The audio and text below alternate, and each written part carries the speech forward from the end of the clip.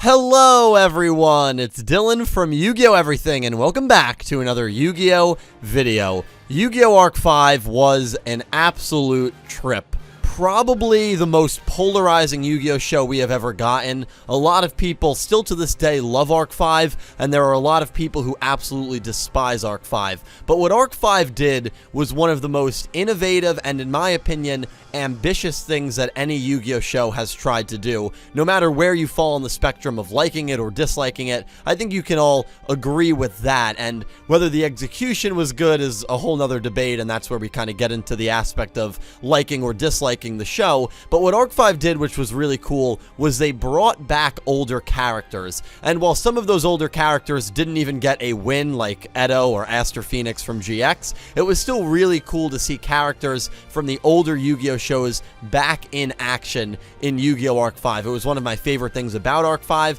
and it's something I know a lot of people liked so much about Yu-Gi-Oh! Arc 5. And today, we are going to be going over 5 characters that we were robbed of, that we should have seen in Yu-Gi-Oh! Arc 5. I'm going to give my reasonings for the 5 characters. I also want to do a quick disclaimer. I did not include any of the protagonists. Obviously, it would have been amazing to see Yusei or Yugi or Judai or Yuma, but I didn't include any of the protagonists on this list because clearly the protagonists do not exist in this universe, in this show, and I feel like it would have been a little cheap to include the protagonists for a video like this. But let me know down below what characters you would have loved to see in Arc 5, and let's get right into it. I hope you all enjoy.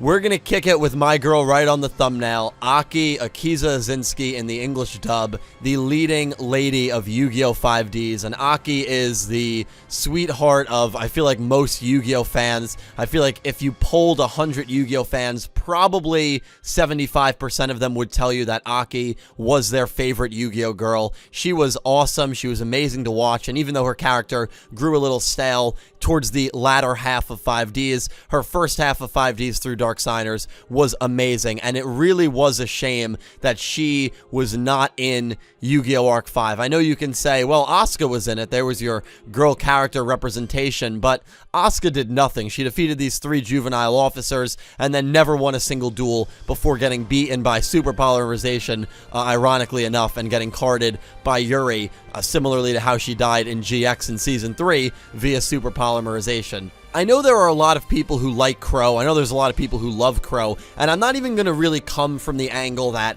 Aki should have been the character instead of Crow, but I'm gonna talk about that very briefly because we all know about the Blackwing stuff back in the Yu-Gi-Oh! 5Ds era, how Crow was originally supposed to be the Dark Signer boss. I've done plenty of videos on that. I'm sure most people watching this video have probably heard about that by now. That's been a long-standing rumor with good substance in the Yu-Gi-Oh! Community, and had Crow been the villain of the Dark Signers, it would have changed so much for the course of Yu-Gi-Oh! Not just Yu-Gi-Oh! 5Ds, but Yu-Gi-Oh! Arc 5 as well. If Crow is the Dark Signer boss, that means the second half of Yu-Gi-Oh! 5Ds, the trio is probably Yusei, Jack, and Aki, not Yusei, Jack, and Crow. And clearly, the characters they picked for Arc 5 from 5Ds, the 2 major ones, were the trio without Yusei. And the trio without Yusei would have been Aki and Jack. So I think if that change in 5Ds did not happen back, 10, 15 years ago now, we would have seen Aki in this role. So I don't think it's too out of the picture to imagine Aki being in Yu-Gi-Oh! Arc 5 and playing the role that Crow played where, she was nice to the kids. We've seen that with Leo and Luna. They viewed her as a sister as the show went on. She helped out with the kids in Duel Academy. So we've seen her kind of play that older sister role. So I think you could sub her in for the role that Crow played very, very easily. I also believe for how long we were in the Synchro arc. We were in the Synchro arc for so freaking long. We were in the Synchro arc, I think, for like 45 episodes.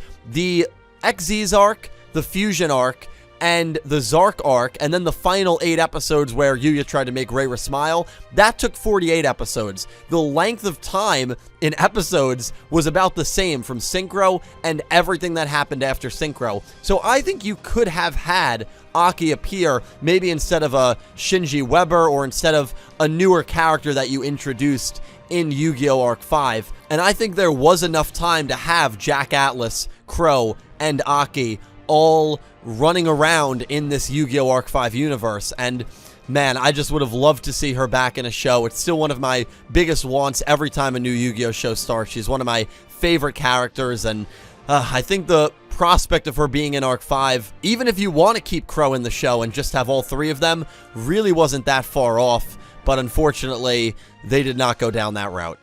Next up, we'll just get rid of the thumbnail right away, is Quatro, or 4, from the Yu-Gi-Oh! Zexal anime. Now, here's the role that I could envision 4 playing, and I think it would have been a fascinating role. There's 2 angles that you can take with 4, and the reason I picked the Zexal character is because there was only one Zexal character, right? We had 2 major 5Ds characters, 2 major GX characters. Zexal had Kaito, and that was it. And the first role that I could see 4 playing was someone who fought along with Yuto, Shun, Kaito, who grew up with them. This is before the war. Fought along with was the wrong phrasing. Who grew up with the 3 of them. And then once the war started, for whatever reason, turned on his homeland. We didn't really have any storyline that was based on that, right? We had Dennis be a traitor, but he was a spy from academia, so he doesn't really count. We didn't have anyone who was born in Heartland turn on the people of Heartland, and seeing 4 go insane like he did many times in Yu-Gi-Oh! Zexal and become unhinged and turn on the blood of his people, I think would have been really fascinating. Another route I would have loved to see them go is very similar to Kaito's route, right? Kaito loses his family and he becomes very angry. He becomes a little stoic in the sense of he's not really moved by anything. At one point, he's almost about to card Shun, his own comrade from back in the day. But how about 4 loses the Arclight family, Tron, 3, and V assumingly get killed off in this war, and he becomes insane to the point where he wants to destroy everyone and everything because he loses the entire meaningfulness of life because his entire family is gone. And we get to see that insane Quatro that we were able to see with the creepy gimmick puppets throughout Yu-Gi-Oh! Zexal. And even though he's carding Academia soldiers like they're nothing, he could also be targeting Kaito and the Resistance because he just wants everything to end, and he's almost on like a suicide mission where he wants someone to beat him, to card him, and to kill him. An insane Quatro, even if he was not fighting immediately for the Resistance and for Heartland, would have been amazing to see. Next up, we have Zane, Truesdale, Ryo Marufuji, or Hell Kaiser. I'm not really going to get too much into this, guys, because about 2 weeks ago, I released a theory, one of the first theories I've done in actually a very long time, where I go over why I think Zane was killed before the story of Arc 5 actually take place. We know he exists in this universe. He was on the chalkboard in episode 116 in an academia classroom, but we never see him. We never hear anything more about him. We just know he was a legendary duelist from the fusion dimension. It would have been amazing to see him as a fusion general, as an academia general. He could have been fighting alongside Edo. Hell, he could have replaced Edo, and honestly, I wouldn't have had an issue with it. I think most people probably prefer Hell Kaiser over Edo, even though Edo does have a good amount of fans as well, and I liked Edo. I just wish he did a little more in Arc 5. He didn't win a single duel, and Hell Kaiser could have been that really threatening aura that Academia really needed.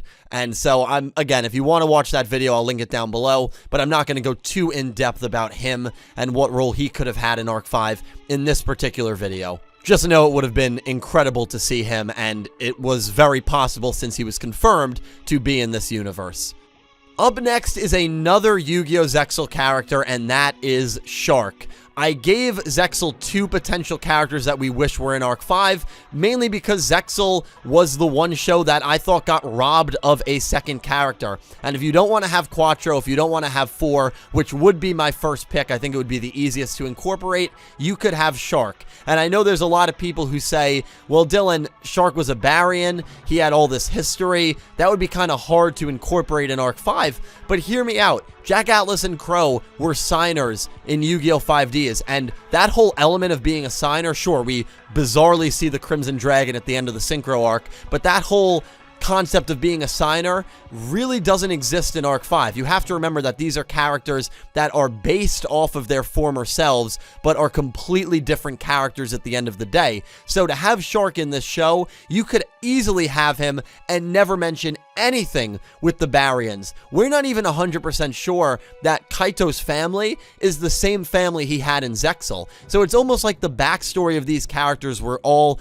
completely rewritten, and I don't think it would be a stretch at all to have Shark in and just not mention his Baryon ties, which would probably be the route that they would go. You could say that he lost his sister in the war. I can't see Shark being much of a villain, but maybe kind of an anti-hero like we see Kaito in the beginning of Yu-Gi-Oh! Arc 5 when he debuts in episode 101. Shark and 4 are the top 2 characters from Zexal that I wish Arc 5 had, that I would have loved to see them have, and I think it would have given a lot of hype to what was kind of a flat Heartland arc, only because it was so short, and Yugioh versus Edo happened twice in like a 13 episode. Actually, I think it was quicker than that. I think Yugioh and Edo dueled twice in like an 8 or 9 episode span. And so to have another Zexal character and to expand that arc by maybe another 10 episodes would have done so much good for Yu-Gi-Oh! Arc 5. And those were the 2 Zexal characters that I really thought could have helped that arc and helped the show overall.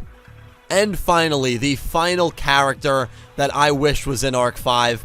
It's a callback to actually my very first theory that kind of put me on the relevant map here on YouTube, and it's Seto Kaiba. And I know that might be like a cop-out for a lot of people because, you know, who wouldn't like to see Seto Kaiba in Yu-Gi-Oh! Arc 5? But I really thought that that was the route we were going. We had all of the rivals in this show. We had Jack, we had Edo, we had Kaito, and there was a V-Jump picture that got shown where it was all the rivals looking, it was during Arc 5, all the rivals looking a little evilish, and Seto Kaiba was in that picture, and it really seemed like there was a genuine possibility that Seto Kaiba was going to appear in Arc 5, and I thought that he had a good chance of being the final antagonist trying to conquer the world. The man who was puppeting Leo Akaba and really all of Academia, because you have to remember, in Yu-Gi-Oh! GX, he owned Duel Academy. So for him to be above Leo Akaba as the owner, as the president of Duel Academy, of the entire Academia army, it made almost too much sense. And you immediately have a respected and relevant and feared character in the role of main antagonist, and that was the one thing that Arc 5 missed. I know Yuri brought a lot of firepower to the Academia front lines. He absolutely did, but Leo Akaba was a complete joke. I'm sorry, Leo was a complete joke, and then the Zark route, I was not a big fan of at all. I know a lot of people were not a big fan of that duel and him being the final villain.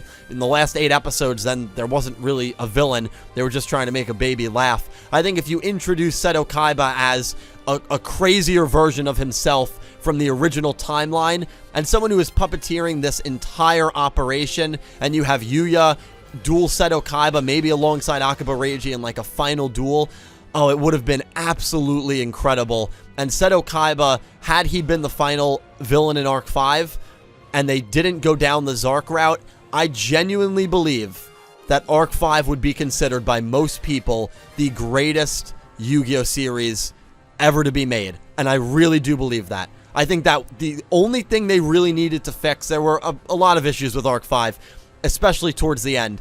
But if you had Seto Kaiba as that final boss, that would have solved, in my opinion, so many of the issues and so many of the complaints that so many of us had as the show neared its conclusion. And so Seto Kaiba is a character that still to this day, I feel like it was a massive missed opportunity, and is a character that I wish was in Yu-Gi-Oh! Arc 5.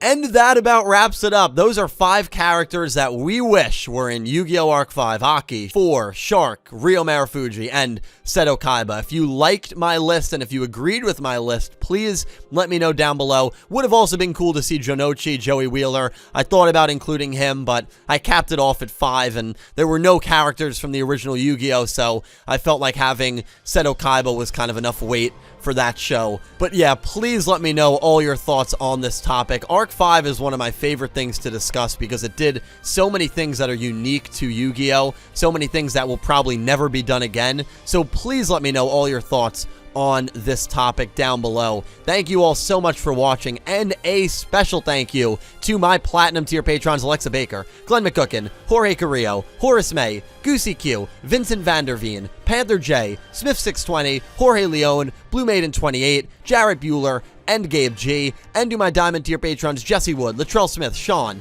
and Melinda Phantom, and to my Egyptian God tier patron Syn Cloud. Thank you to everyone who supports me on Patreon and who is a channel member. I cannot tell you how much it helps me out. And thank you to everyone who just watches these videos. Without you guys, I would not be able to do this. I will talk to you down below. Don't forget to check out my Why Zane is Dead in Arc 5 theory video. It's linked right in the description. Thank you all so much for watching, and I hope you have an amazing day.